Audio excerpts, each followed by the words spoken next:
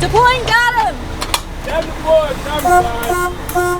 Hey, it's me, Destin. Welcome back to Smarter Every Day. I recently got to spend some time with the United States Coast Guard, and I gotta say, I was blown away. A lot of people don't even know about the Coast Guard or think about the Coast Guard, but it's awesome. There's so much to learn here. For example, did you know the US Coast Guard was originally thought of by Alexander Hamilton? It totally was. You can read about it in the Federalist Papers. The Coast Guard is America's oldest defense force, actually 4 years older than the Navy. I ended up learning so much about a whole bunch of different cool stuff that there's no way I could fit it into one episode. You're gonna wanna hang on, Destin! Yes, sir! So welcome to the Smarter Everyday Deep Dive series into the US Coast Guard. In this series, we're going to get to explore what the Coast Guard is and how it is that they do what they do. The equipment is rad, the tactics are smart, but it's the people that impressed me the most. And many of these folks are really young. They're out there every day thinking ahead, training ahead to be able to help you and your family and friends if you ever need it. But there's actually far more to the Coast Guard than I realized. Seriously, did you know the Coast Guard has huge boats like this? These things obviously do more than just pluck people out of the water when they're in distress. But getting plucked out of the water is a pretty good place to start. You're bobbing out in the ocean because your boat sank, like this one. We'll see that in a later episode. And the Coast Guard shows up over the horizon and they pull you to safety. How does that happen? Obviously, the boats and helicopters and all the gear is really awesome, and we'll go through those in later episodes, but how are all these assets coordinated? Before that basket comes down and plucks you out of the water, a whole bunch of decisions have been made by many teams at many different places. That's what I want to learn about today. How does a rescue mission start? And how does it finish? So today, let's go get smarter every day and learn about the organization of the US Coast Guard.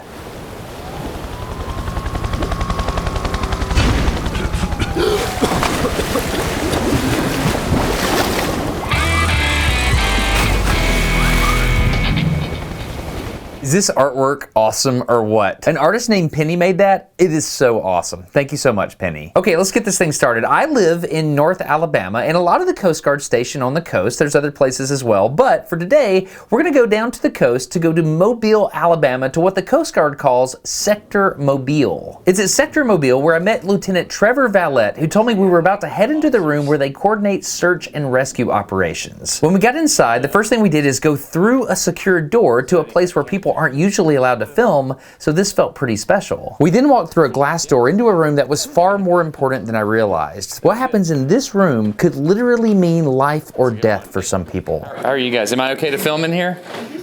Just not that. You see the red stickers? Got it. Understood. Not that or the cameras. Everything else you're good to go. All right, sounds good. Status board, that. Besides... Okay. After the fact, we can blur anything and everything. We'll make sure that. So we're in the command center. So, or is that the correct way of saying it? Command center, yes, sir. Okay, I'm Destin. Hi, Kate. Kate, pleasure to meet you. Same to you. How's it going? So I'm the command center chief. Pleasure to meet you. And Miss Sullivan is the enforcement chief for sector. So we're peers. Nice to meet you. Kind of everything kind of flows together between the departments. We all own a little piece of the pie when it comes to Coast Guard missions. So we have several different positions here. So everything from our comms room to our search and rescue desk to our marine safety kind of multi-mission desk over here, our SU, our situation unit, to our command duty officer who kind of is kind of the watch captain. So these, if I understand correctly, so these 4 desks right here, you each have a different responsibility, and you are, so SAR, search and rescue. Okay, but what are you doing over here? This is situation unit, mainly in charge of keeping track of common operating picture between Eastern AOR to Western AOR. So the weather, our assets, any other plane events happening in the area. So when you say AOR, area of responsibility. You told me that earlier, Lieutenant Valette. So area of responsibility. So what's Eastern AOR and what's Western AOR? Western AOR is the Pearl River, the West Bank of the Pearl River. Eastern AOR is the Jefferson County line in the Panhandle of Florida. Okay, cool. So all the Gulf Coast to the chunk of it, until the part of Florida that turns down a bit. That's crazy. Okay. So we have about 435 nautical miles of coastline that we oversee. You never know what you're going to get. Like I said, like last night, I mean, as we roll into the search and rescue season, one day it may be a few cases. I can tell you the last 24 hours have been extremely busy. We've had everything from prevention cases to search and rescue cases to law enforcement cases. So at this point, they were just about to do a change of watch, where the watch commander that we were just speaking to gets replaced for the next shift, and he was sharing the status and history of the open cases when I heard this sound. My buddy George, who had come with me in case more than one thing happened at once, turned on a second camera. What's going on, Kevin? You said you were missing some of your family members? Okay, so apparently a call just came in and this is real, and it feels weird. This past Wednesday? Okay. And so he was dropping your son off on Wednesday. That's when you last heard from him? And where'd you drop him off at? Do you know the marina or harbor? And when were they due to their destination, and what destination point? So I went to this room because I wanted to understand how search and rescue worked, right? But when I started actually listening to what Smith was saying and understood how she was doing it, I realized this was for keeps. Like, this is real, and I started to feel like I shouldn't be in the room. Okay. Yeah, I'm gonna get a little bit more information. I just wanted to get that backstory from you. Give me a description of the vessel, first of all. So you said it was a sailing vessel? So is this normal?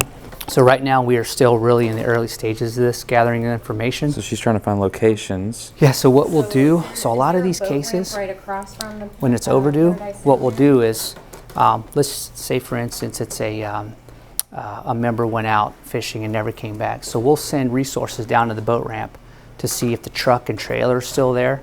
If it is, our concern goes up significantly. Before it's a search and rescue, it feels like an investigation. It is. There's significant investigative work that goes into specifically with an overdue case.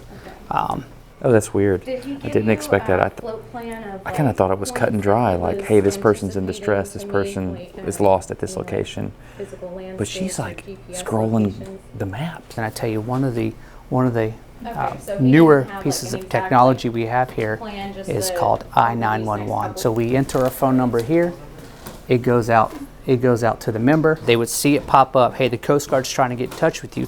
They would click the link. It sends that back to here and will populate where they're at. That way we have a position on them. There's 4 to 5 key items that we really need to get. Position's always the first one. So if we have a position, we can put resources to their location. Nature distress, what's the problem? Are you taking on water? Are you on fire? Are you overdue? Is it a medical emergency? Are you broken down? Number of people on board, because you always want to know, hey, if we're responding, are there multiple people involved? That way, when we do conduct a search, we have full accountability of everybody on board. And then description of the vessel, we want to know what we're looking for, right? So a lot of that is carried out through these checklists, through what's called an initial search and rescue checklist. So we go through, we try to fill out all that information. That way when we put resources out there, they're set up for success to locate the vessel and to render assistance as needed. One thing that happened that I didn't expect, when the phone rang, I heard emotion in her voice. Like she was empathetic towards the person that was clearly in distress. And so there's a component there too, where you're trying to manage people's hope and things like.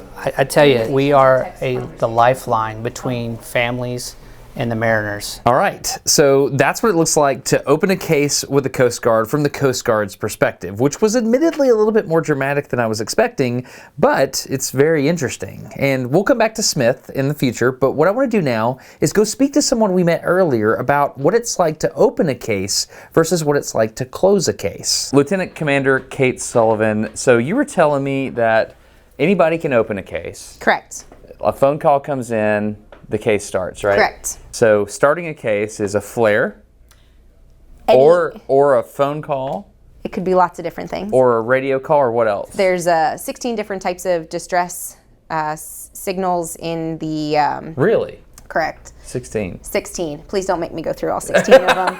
It's like, is this good or bad? So all those things start the case. Correct. But only a few people can close the case? Or I guess it depends on how the case ends. Only a few people can suspend a case. Suspend. Suspend. What does that word mean? Suspend means that whatever we are looking for, we did not find. Okay. So, a lot of different options available. Let's say somebody says Mayday, Mayday over the radio. If we don't find who made that broadcast, we do search efforts. We never found, we suspend the case. We get a report of flares. We did searching, we never find who shot the flares, we suspend that. There's a person known to be missing, we cannot find the person. After extensive searching, we suspend.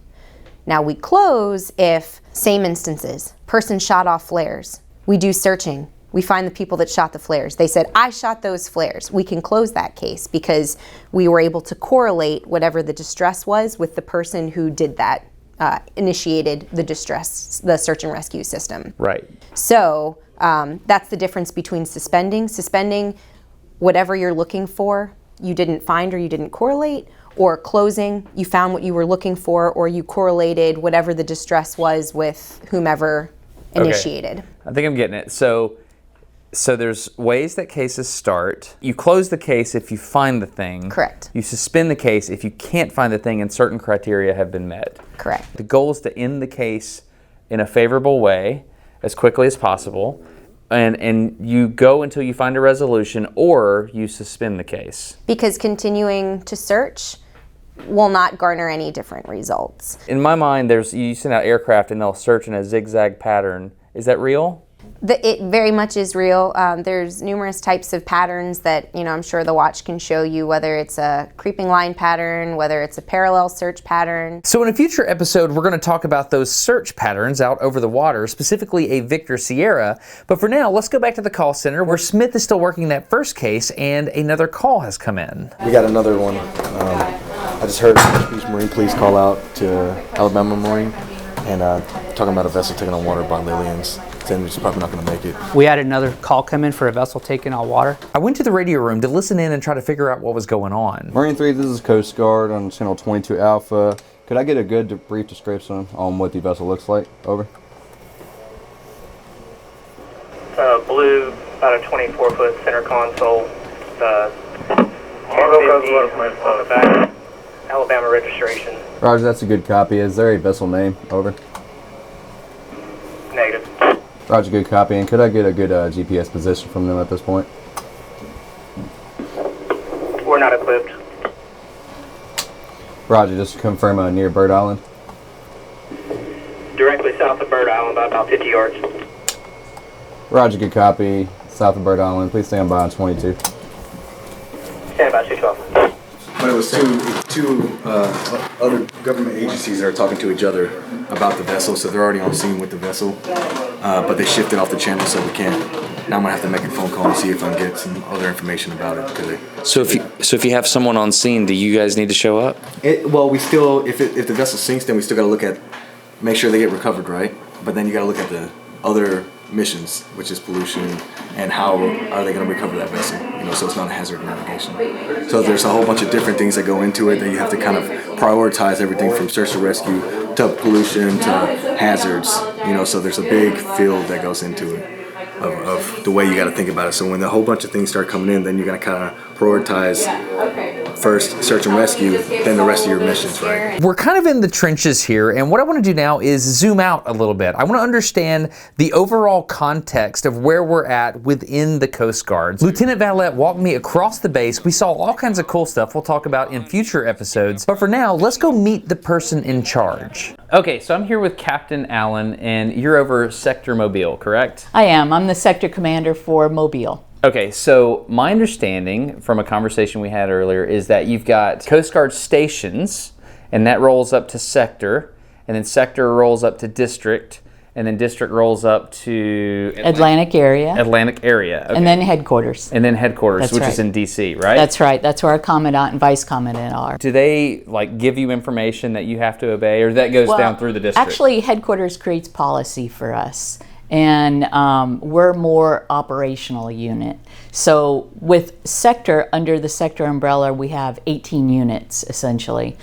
We have 6 boat stations, we have 6 Coast Guard cutters, we have 5 aids to navigation teams, and we have 1 marine safety detachment, which is kind of like one of our mini units all the way in Panama City. You're keeping navigational beacons going.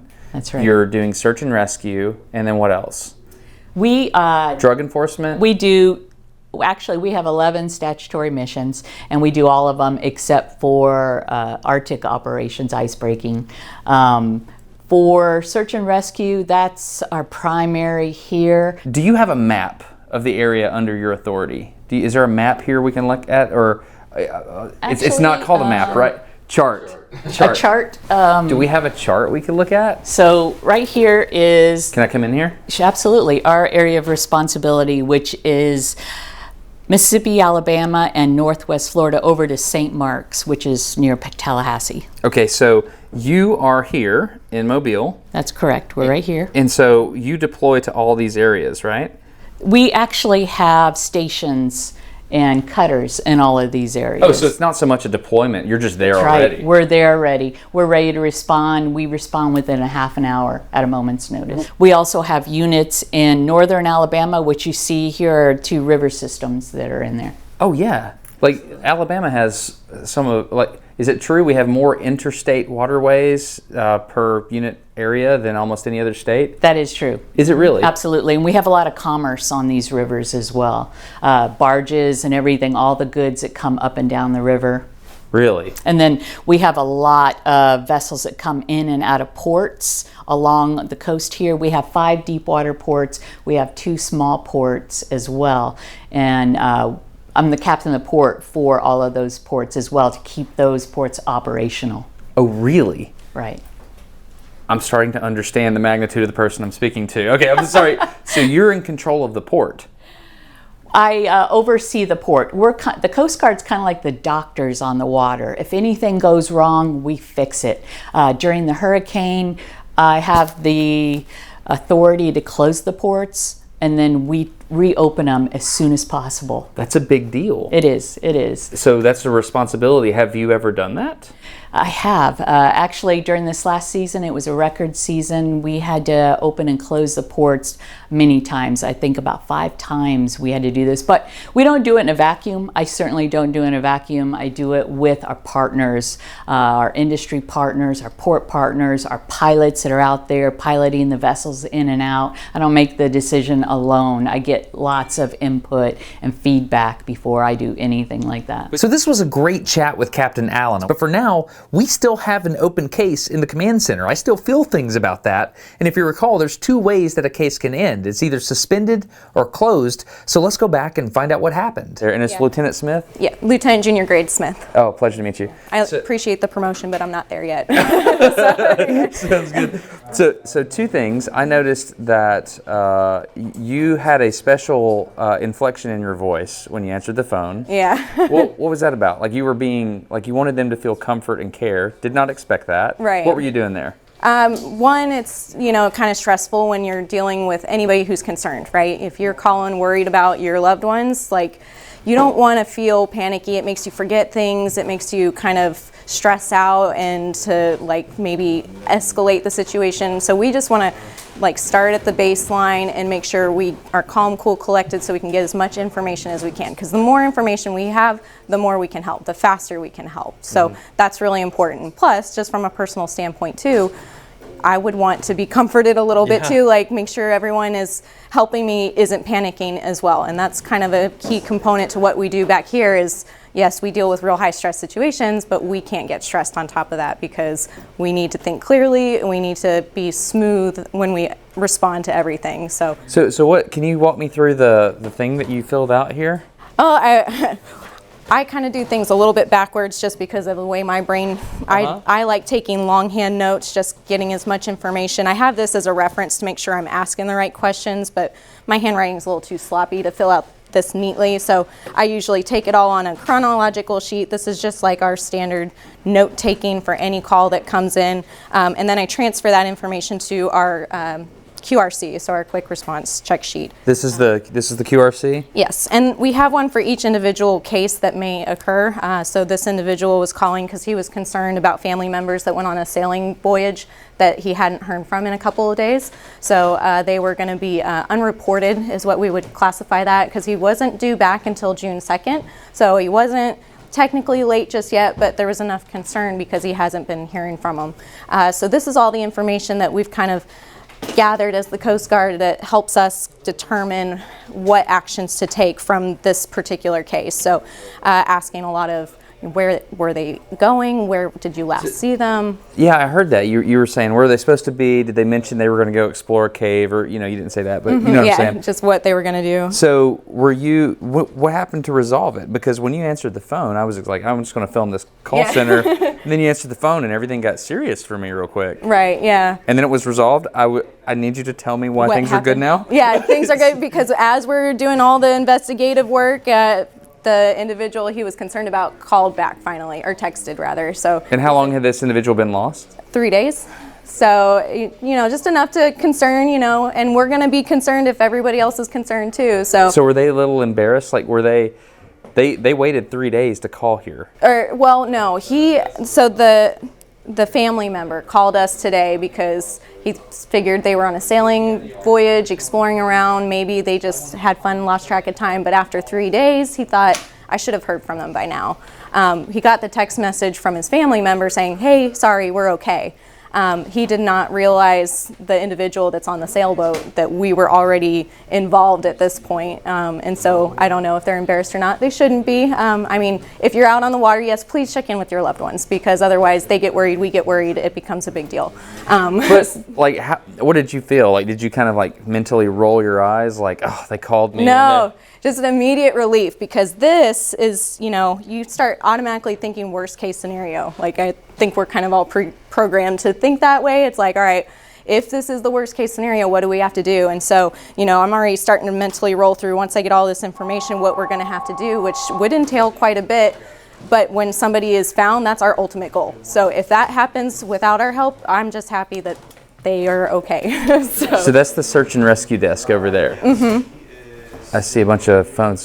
I feel like I'm in the way. Imagine being a member of a force whose job is to save lives. That's incredible. The Coast Guard is not a part of the Department of Defense. They're part of the Department of Homeland Security, and they wake up every day thinking about what they can do to be ready to save someone. Semper Paratus, always ready. I feel incredibly blessed to make a series like this. We're gonna get like ridiculous access. We're gonna go learn what it's like to be a rescue swimmer. We're gonna talk to the pilots. We're gonna get up in the helicopter in New Orleans. We're gonna do so much stuff that I just really don't want you to miss it. It's incredible. So please consider subscribing if you think you're into it. If not, no big deal, but I think you're really gonna enjoy what's coming. When it comes to sponsorships on Smarter Every Day, I always wanna make sure that I'm putting my best foot forward and only showing you stuff that I really think can help you. Today's sponsor is Brilliant. Brilliant is a really cool app and website that you can use to get smarter. If you go to brilliant.org/smartereveryday, that gets you free access to all kinds of different courses, but it also gets you 20% off premium membership. There's all different kinds of courses you can choose from. Right now, I'm enjoying one called The Joy of Problem Solving, and I'm gonna level with you. This is not gonna sound humble, but I kind of thought I was pretty good at problem solving. But when I'm going through this course about problem solving, I was humbled pretty quickly, because these quizzes, or whatever you wanna call these things, whoever designed these did a really good job. When you start the onboarding process, you can select the kind of stuff that you wanna learn, and it's tailored to your skill level. I really like the interactive stuff. You can grab knobs and like move them. That helps me learn. I think you'll really enjoy it. So big thanks to Brilliant for supporting Smarter Every Day. If you'd like to check it out, go to brilliant.org/smartereveryday. That gets you membership, or if you'd like 20% off premium membership, it's right there waiting on you. Thank you to Brilliant for supporting Smarter Every Day. Thank you for considering supporting the sponsor, because in turn, that supports Smarter Every Day. They're charts, they're not maps? Charts. So you don't I'm surprised it teaches that on the sub. That's a little dig at the Navy there. He's referencing the submarine deep dive series. I look forward to seeing how the Coast Guard series stacks up against the Navy series, because as you know, the Coast Guard and the Navy, they go back and forth a little bit. We'll see that in the future. Anyway, I hope you enjoy this series, and feel free to subscribe if you're interested. I'm Destin. You're getting smarter every day. Have a good one. Bye.